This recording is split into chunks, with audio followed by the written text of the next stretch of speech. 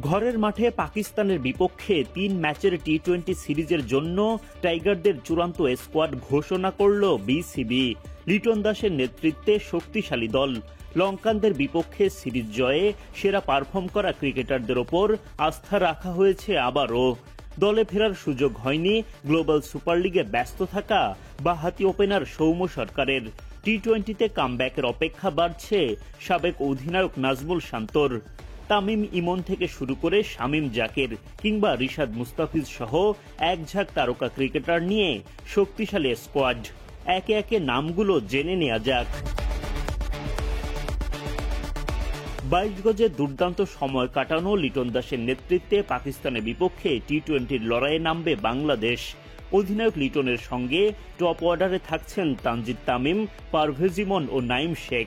শ্রীলঙ্কা সফরে পুরোপুরি প্রত্যাশা না মেটাতে পারলেও নাইমের ওপর ভরসা রেখেছে নির্বাচক প্যানেল। মিডল অর্ডারে দল ভরসা করবে তাওহিদ হৃদয়ের ওপর।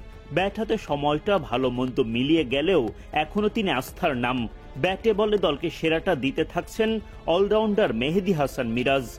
ফিনিশিং লাইনে শামীম পাটোয়ারি ও জাকের আলী অনিক। দলের রান তোলার গতি বাড়াবেন তারা। মেহেদী হাসান মিরাজের অলরাউন্ডিং পার্টনার শেখ মেহেদী হাসান।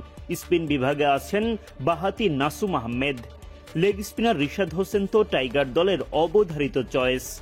লম্বা সময় পর শ্রীলঙ্কা সিরিজে কামব্যাকের পর দলের জায়গা ধরে রেখেছেন Mohammad Saif Uddin. Pace bowling allrounder Saif উদ্দিনকে নিয়ে শক্তিশালী পেস ইউনিট। সামনে থেকে এই বিভাগকে নেতৃত্ব দেবেন তাসকিন আহমেদ, মুস্তাফিজুর রহমান, শরীফুল ইসলাম ও তানজিম সাকিবরা। এক নজরে পাকিস্তানের বিপক্ষে টাইগারদের টি-20 স্কোয়াড। অধিনায়ক লিটন কুমার দাস, তানজিদ হাসান তামিম, পারভেজ হোসেন ইমন, মোহাম্মদ নাইম শেখ, তাওহিদ হৃদয়, জাকের আলী অনিক, শামীম হোসেন পাটোয়ারি, মেহেদী হাসান মিরাজ, রিশাদ হোসেন, শেখ মেহেদী হাসান, নাসুম আহমেদ, তাসকিন আহমেদ, মুস্তাফিজুর রহমান, শরীফুল ইসলাম, তানজিম হাসান সাকিব ও মোহাম্মদ সাইফ উদ্দিন।